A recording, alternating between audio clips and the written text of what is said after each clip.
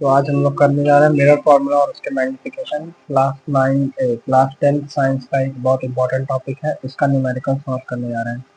तो पहला वाला न्यूमेरिकल हमारा मिरर फॉर्मूला का, इसके बाद एक मैं मैग्निफिकेशन का न्यूमेरिकल लूंगा। तो मिरर फॉर्मूला क्या होता है, सबसे पहले तो सॉल्यूशन। आप जब भी कोई मिरर फॉर्मूला वाला क्वेश्चन करेंगे तो आपको लिखना ही पड़ेगा कि मिरर फॉर्मूला क्या होता है। जैसे कि पहले क्वेश्चन पढ़ते हैं। An object is placed 30 centimetre in front of a concave mirror. मतलब एक कॉनकेव मिरर है, आपको पता हो कॉनकेव मिरर किस तरह होता है, मतलब केव की तरह होता है। और इसका जो शेड वाला पोर्शन होता है इस तरह, मतलब यहाँ पर होता है। तो object placed 30 centimetre in front of, इसके 30 सेंटीमीटर यहाँ पर एक ऑब्जेक्ट रखा है। मान लो ऑब्जेक्ट ओ है, ये कितना दूर है, इससे 30 सेंटीमीटर दूर रखा हुआ है, ठीक है। और इसकी फोकल लेंथ है 15, मतलब इसकी फोकल लेंथ यहाँ कहीं है, मतलब मान लो ये पॉइंट ऐसा, तो ये कितना है 15 सेंटीमीटर। तो देखो, सबसे पहले आपको पता होगा कि हम लोग ऑब्जेक्ट के डिस्टेंस को यू बोलते हैं, और यू पीछे की तरफ आ रहा है और माइनस का, इसलिए 30 सेंटीमीटर। और फोकल लेंथ एफ अपन को दिया है 15 सेंटीमीटर, और ये भी पीछे की तरफ है, इससे नेगेटिव। और कॉनकेव मिरर का फोकल लेंथ हमेशा नेगेटिव होता है।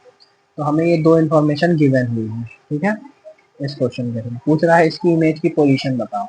इसकी इमेज की पोजीशन किधर होगी, वो हम लोग को निकालने के लिए हम यूज करेंगे यूजिंग मिरर फॉर्मूला, ठीक है। मिरर फॉर्मूला क्या होता है, सबसे पहले तो मिरर फॉर्मूला बोलता है कि reciprocal of focal length is equal to the sum of reciprocal of object distance to with the image distance, मतलब कि 1/f is equal to 1/u plus 1/v। ये होता है मिरर फॉर्मूला, ठीक है। यहाँ पे हम लोग साइन के साथ वैल्यूज पुट करते हैं, मतलब यहाँ जो साइन है वो यहाँ पर, तो सारी वैल्यूज को यूज करते हैं। दिस इम्प्लाइज 1/f की जगह -15, ठीक है, इज इक्वल टू यू की जगह -30 प्लस 1/v, ठीक है। दिस इम्प्लाइज, अब देखो 1/v की वैल्यू निकालनी है तो v को अकेला कर दो, मतलब इस वाले टर्म को उधर भेज देंगे, ठीक है। अगर v इधर होता तो यही रहने देते हैं, लेकिन यहाँ पर है इसलिए इस वाले टर्म को उधर भेज देंगे। तो देखो ये माइनस है और ये भी माइनस है, तो ये माइनस है, मतलब मानो कि माइनस ऊपर लगा, तो इसको इधर भेजेंगे तो प्लस का हो जाएगा।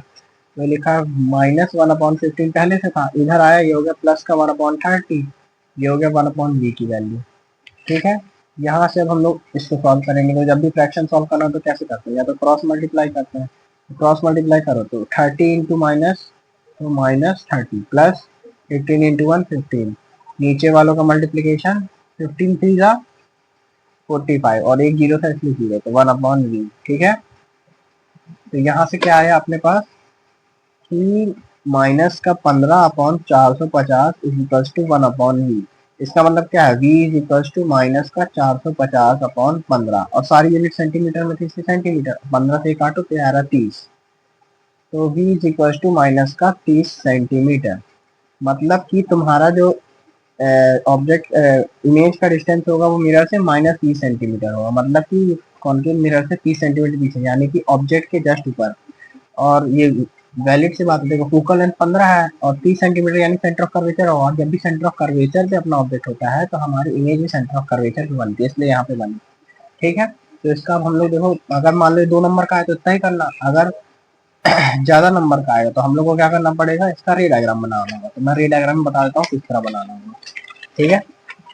हमारे पास गिवन वैल्यूज क्या है, u बराबर -30 सेंटीमीटर दिया था, f बराबर -15 सेंटीमीटर दिया था, और v बराबर -30 सेंटीमीटर हमने निकाला था। ये हम लोग को दिया हुआ है, ठीक है, मतलब ये हम लोग निकाल लिया और दिया भी हुआ है।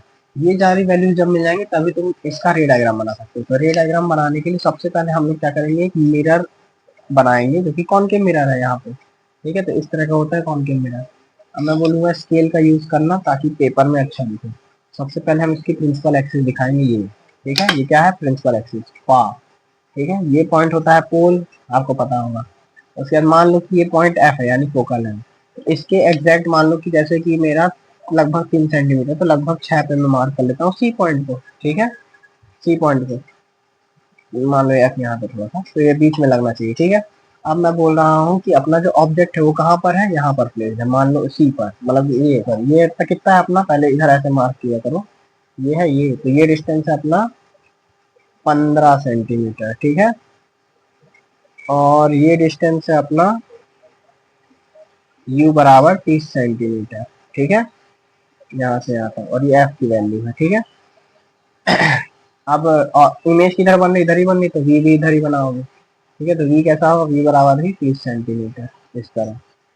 ये होगा तुम्हारा रे डायग्राम। तो यहाँ ऑब्जेक्ट भी है और यहाँ पे अपना वो भी है, इमेज भी है।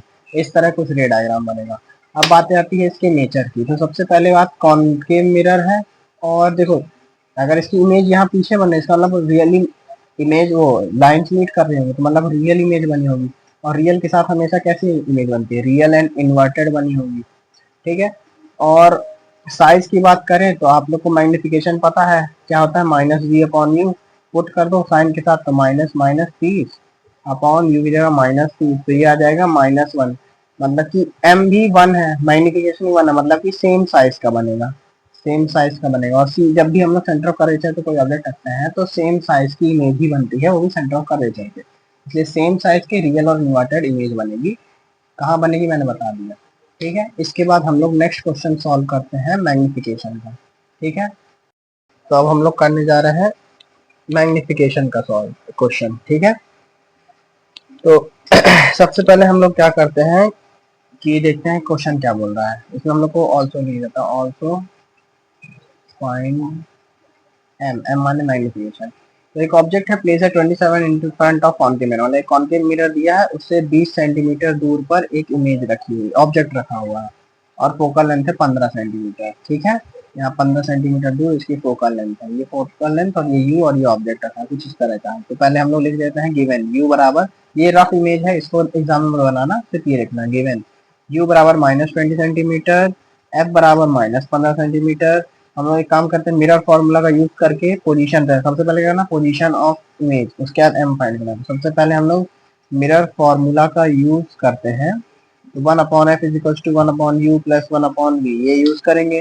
दिस इम्प्लाइज 1/ माइनस का 15 बराबर 1/ माइनस का 20 प्लस 1/v, तो v को अकेला कर दो, दिस इम्प्लाइज 1/ माइनस का 15, मैं बोल दो माइनस ऊपर कर दो, इसको इधर ले आओ तो 1/20 इज इक्वल टू v हो जाएगा। इसको फिर सॉल्व करते चलो, तो 20 इंटू 1 माइनस का 20 प्लस 15 उधर गया, 15 इंटू 2 हो जाता है 30 और एक जीरो एक्स्ट्रा बराबर 1/v।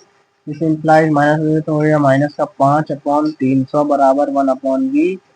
यहाँ से सॉल्व करोगे तो तुम्हारा v आएगा 300 माइनस का 300/5 बराबर काट दो इसको तो 60 आ रहा है, तो v बराबर कितना आ रहा है, -60 सेंटीमीटर। मतलब कि हम लोग का v लगभग यहाँ कहीं दूर बना होगा, -60 सेंटीमीटर। ठीक है, तो अपना v यानी पोजीशन ऑफ इमेज आ चुकी है। अब हम लोग को m फाइंड करना है। m का फॉर्मूला क्या होता है, since m is equals to -v/u, यहाँ पुट कर दो, m इज इक्वल्स टू -60, मैंने बोलते साइन के साथ पुट करना है, और u अपना कितना दिया था -20, टिक टिक टिक टिक टिक टिक टिक -3, m बराबर कितना आ रहा है -3। m बराबर -3, इसका क्या मतलब है कि इमेज जो है वो 3 गुना ऑब्जेक्ट से ज्यादा बढ़ेगी, इमेज जो है वो 3 गुना ऑब्जेक्ट से ज्यादा बढ़ेगी। और माइनस साइन क्या इंडिकेट करता है कि इन्वर्टेड इमेज बनी है। ठीक है, ये सब मैंने नोट्स में लिख के दे दिया, आप लोग वहां से चेक कर सकते हैं।